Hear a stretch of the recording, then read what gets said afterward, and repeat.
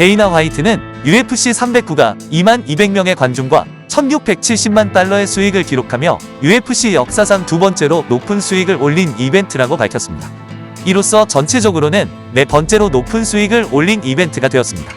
또한 찰스 올리베이라, 마이클 챈들러, 존 존스 같은 파이터들은 뛰어난 성과로 각각 5만 달러의 보너스를 받았습니다. 화이트는 존 존스의 성과를 극찬하며 특히 그가 스티페 미오치치를 스피닝 백킥으로 제압한 후 그를 역대 최고의 파이터로 언급했습니다. 그는 존스의 뛰어난 파이트 IQ에 대해 이야기했는데 이는 미오치치를 즉시 다치게 한 강력한 킥에서 잘 드러났습니다. 이는 존스가 세계 최고의 파이터 중 한 명임을 더욱 입증하는 사례가 되었습니다. 화이트는 존 존스에 대한 칭찬을 이어가며 스티페 미오치치와의 싸움에서 잠재적인 이변의 징후가 보였다고 말했습니다. 스티페는 집중력이 뛰어나고 최상의 컨디션을 유지하며 이길 준비가 되어 있었지만 존스는 싸움에서 우위를 점하며 잽, 레그킥, 바디킥을 능숙하게 활용했습니다. 화이트는 존스의 기술과 38세에 가까운 나이에 보여준 놀라운 성과를 강조하며 그를 역대 최고의 선수이자 현역 중 최고라고 불렀습니다. 또한 그는 톰 아스피날과의 대결이 역사상 최대의 헤비급 경기로 발전할 가능성도 언급했습니다. 화이트는 존스가 제이크 폴과 같은 다른 선수들의 수입을 보고 충분한 보상을 원한다는 발언에 대해 언급했습니다. 그는 존스가 잠시 휴식을 취할 것으로 예상하며 그가 준비가 되면 다시 이야기를 나누게 될 것이라고 말했습니다. 화이트는 또한 스티페 미오치치가 은퇴를 선언한 것에 대해 그의 경력을 칭찬하며 스티페가 준비가 잘 되어 있고 이길 준비가 되어 있었다고 강조했습니다. 그러나 존스의 뛰어난 싸움 지능 덕분에 스티페를 체계적으로 제압할 수 있었습니다. 화이트는 스티페가 느려 보인다는 주장에 대해 반박하며 이는 존스의 강력한 바디킥 때문이라고 설명했습니다. 그는 스티페의 인상적인 경력을 스포츠 역사에서 최고 중 하나로 인정했습니다. 데이나 화이트는 스티페 미오치치의 경력을 돌아보며 그의 헤비급 업적이 여전히 빛나고 있으며 스티페는 안정적인 미래를 위해 수익과 소방관 연금이 있다고 강조했습니다. 이어서 화이트는 공동 메인 이벤트에서 마이클 챈들러와 찰스 올리베이라의 치열한 싸움에 대해 이야기했습니다. 5라운드에서 머리 뒤쪽에 가해진 타격에 대한 논란이 있었으며 화이트는 최근의 비정상적인 심판과 판정에 대한 우려를 인정했습니다. 화이트는 올리베이라가 다가오는 이슬람 마카체프와 아르만 사루키안의 싸움을 케이지 사이드에서 지켜보길 원하며 그를 초대할 계획이라고 밝혔습니다. 장갑에 관해서는 새로운 장갑이 기대만큼 효과적이지 않아 이전 장갑으로 돌아갈 것이라고 확인했지만 공급 부족으로 인해 전환이 아직 진행 중임을 알렸습니다. 다른 경기에서 승리한 짐 밀러는 은퇴하기 전에 UFC에서 50번째 경기를 치르는 것이 목표라고 밝혔습니다. 화이트는 친구 마이크 타이슨의 최근 건강 문제에 대한 생각도 나눴습니다. 타이슨은 여름에 겪은 심각한 건강 문제에 대해 수혈을 포함한 트윗을 올렸습니다.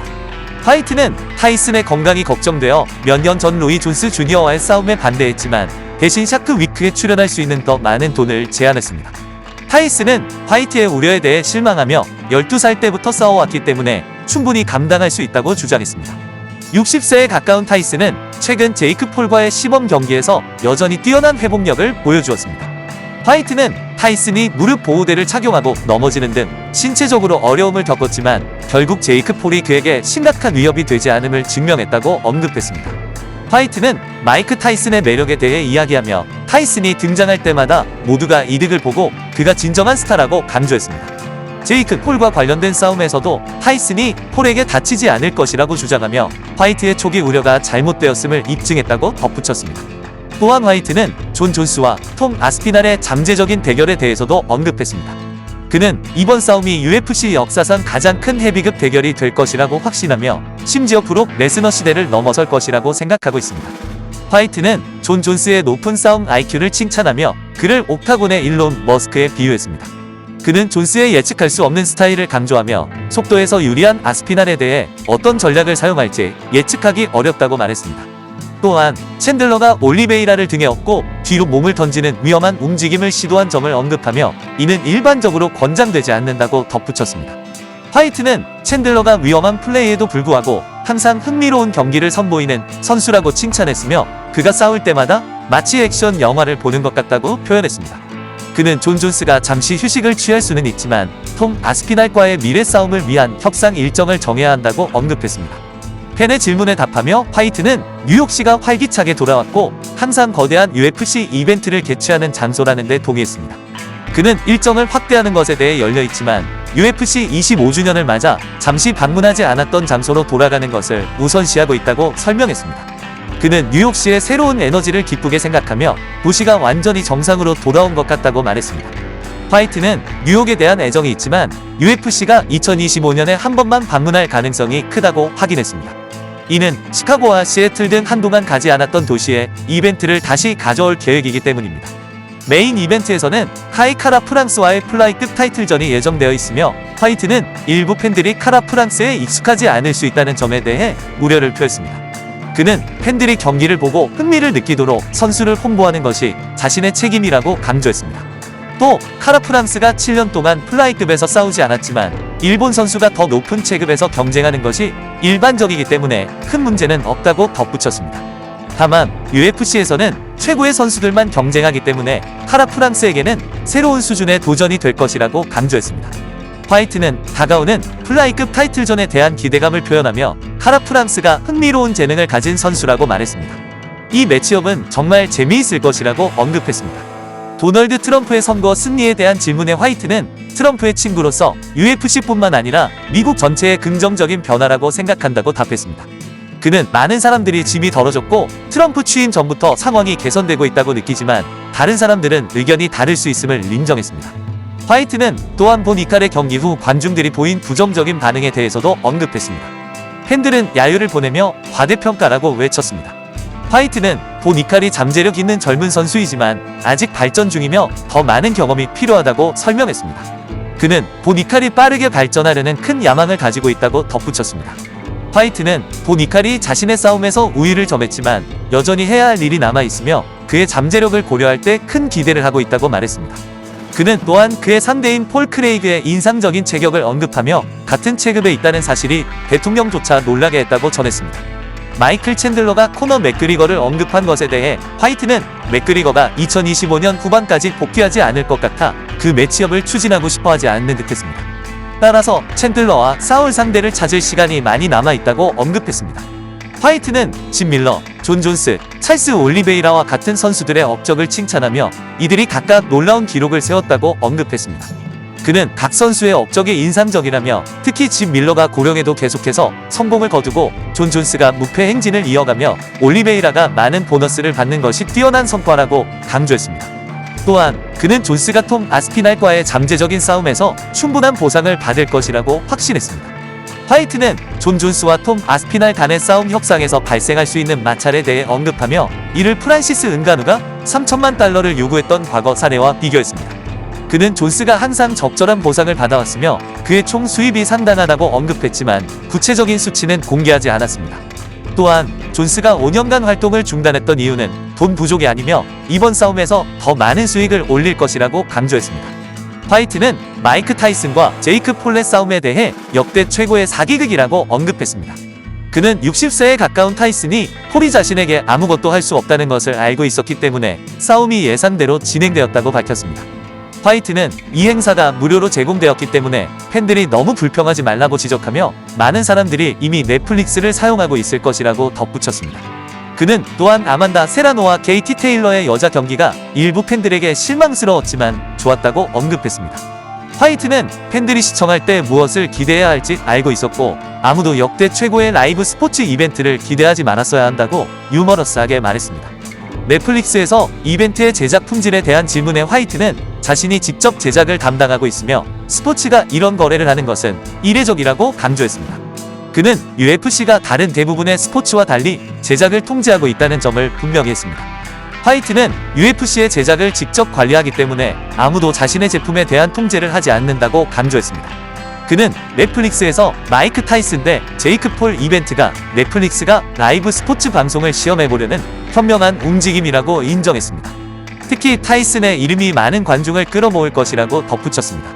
그는 또한 제이크 폴이 참여했기 때문에 팬들이 그가 KO되는 장면을 보길 바라며 시청했을 것이라고 이는 많은 시청자에게 예상 가능한 결과였다고 말했습니다. 화이트는 이안 게리와 샤브캇 라흐모노프의 싸움에 대해 언급하며 두 선수 모두 무패임에도 불구하고 잠정 타이틀전이 아닌 이유를 설명했습니다. 벨랄 무하마드가 곧 복귀할 예정이기 때문에 잠정 타이틀을 도입하지 않기로 결정했다고 밝혔습니다. 대신 이 경기를 1위 경쟁자 싸움으로 간주하고 두 선수에게 미래의 타이틀 경쟁을 준비할 5라운드를 제공하기로 했습니다. 화이트는 게리와 라흐모노프가 이 부문에서 가장 뛰어난 젊은 유망주 중 2명이라고 강조했습니다. 샤브카든 트위터에서 자신보다 순위가 높은 선수들이 게리와의 싸움을 거부한 것에 실망감을 표시했지만 화이트는 이를 일축하며 스포츠에서는 이런 일이 흔하다고 말했습니다. 그는 크리스 와이드먼의 사례를 들어 설명했습니다.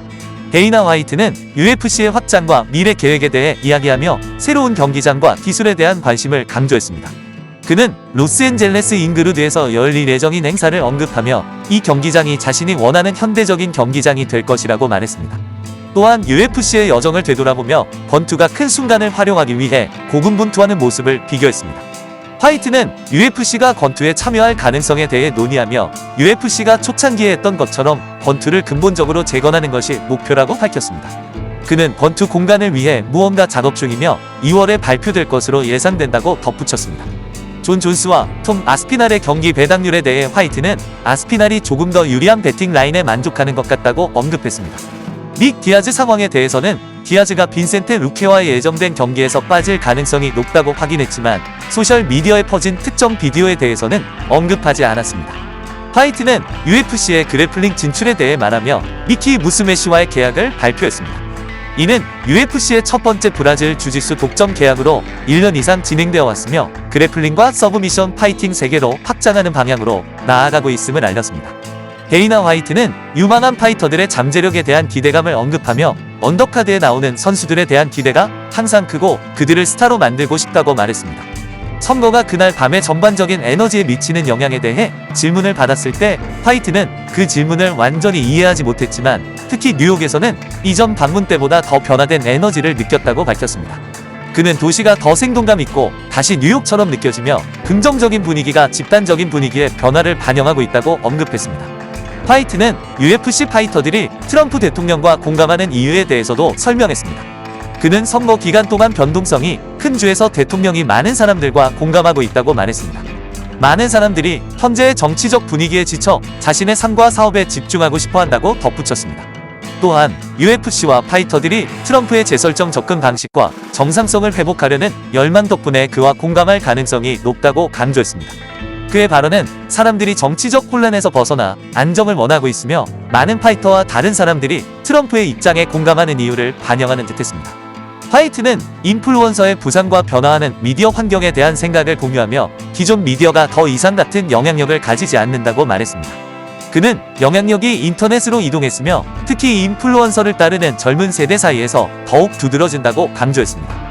이러한 변화가 최근 선거에서 분명히 드러났고 청소년과 히스패닉 및 흑인 남성과 같은 주요 인구 집단이 결과를 결정하는 데 중요한 역할을 했다고 지적했습니다. 화이트는 이를 파워 슬랩의 형성과 연결지으며 소셜미디어와 온라인 참여가 현대적 영향력의 핵심임을 보여준다고 말했습니다. 존 존스에 대해 화이트는 그와의 수년간의 복잡한 관계를 회상하며 케이지 밖에서는 어려운 역학 관계가 있었다고 인정했습니다. 그러나 그는 존의 뛰어난 파이터로서의 재능을 인정하며 개인적인 관계가 없더라도 그를 역대 최고의 경쟁자로 평가했습니다. 화이트는 존을 좋아할 필요는 없다고 강조하며 그의 독보적인 기술과 스포츠에서의 업적을 인정했습니다. 데이나 화이트는 UFC 이벤트가 사람들에게 미치는 감정적 영향에 깊은 감사를 표하며 말기 질환을 앓고 있는 팬에 대한 이야기를 나누었습니다. 그는 그 팬이 죽기 전에 라이브 UFC 이벤트를 관람하게 되어 얼마나 감사했는지를 표현했습니다. 화이트는 이러한 순간에 감동을 받았고 힘든 상황에 처한 사람들이 UFC의 흥미를 경험하고 싶어한다는 사실이 놀랍다고 말했습니다. 그는 UFC가 심각한 질병과 싸우는 팬을 위해 최선을 다하며 스포츠가 가지는 감정적 힘을 보여준다고 강조했습니다. 존 존스와 톰 아스피날의 싸움 가능성에 대해 화이트는 그것이 역사적인 의미를 지닐 수 있으며 역대 최대의 헤비급 싸움이라고 설명했습니다. 그는 그런 대규모 싸움을 위해 평소의 규칙을 어길지 고민할 것인지에 대한 질문을 받았지만 어떤 규칙인지 구체적으로 설명하지는 않았습니다. 경기가 가지는 엄청난 규모를 고려할 때 화이트는 기대와 규모를 수용하기 위해 조정이 필요할 수 있다고 생각했을 가능성이 있습니다. 화이트는 존 존스와 톰 아스피날의 싸움이 UFC 역사상 가장 큰 헤비급 싸움이 될 수 있음을 인정했습니다. 그는 이러한 대규모 이벤트를 개최하는 것에 대한 개인적인 선호를 나타내며 경기장이 팬들에게 더 좋은 분위기와 친밀한 경험을 제공한다고 언급했습니다. 그럼에도 불구하고 그는 영국이나 미국 등 어디에서든 싸움이 열릴 수 있다고 말했습니다. 마이클 챈들러에 대해서는 화이트가 챈들러가 이기든 지든 그의 흥미진진한 싸움 스타일과 끊임없는 정신력 덕분에 팬들에게 사랑받는 선수라고 재확인했습니다. 챈들러가 찰스 올리베이라에게 최근 패배했음에도 불구하고 화이트는 챈들러가 계속 싸우고 싶어하는 한 UFC에서 그의 자리는 안전하다고 강조했습니다. 그는 또한 챈들러가 코너 맥그리거와 싸울 기회가 있을 수 있지만 그 매치업의 세부 사항은 현재로서는 불확실하다고 언급했습니다. 코너 맥그리거의 복귀에 대해서는 화이트가 맥그리거가 거의 4년간 옥타곤에서 물러난 후 2024년 말에 복귀할 가능성이 높다고 확인했습니다.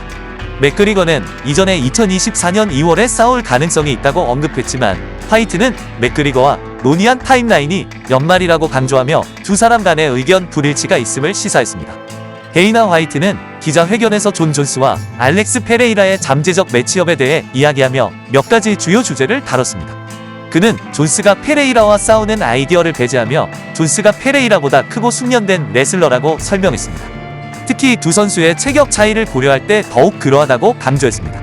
화이트는 페레이라에 대한 존경심을 표하며 그의 인상적인 경력을 인정했지만 체격과 레슬링 능력의 차이를 감안할 때 그런 매치업은 현실적이지 않다고 지적했습니다.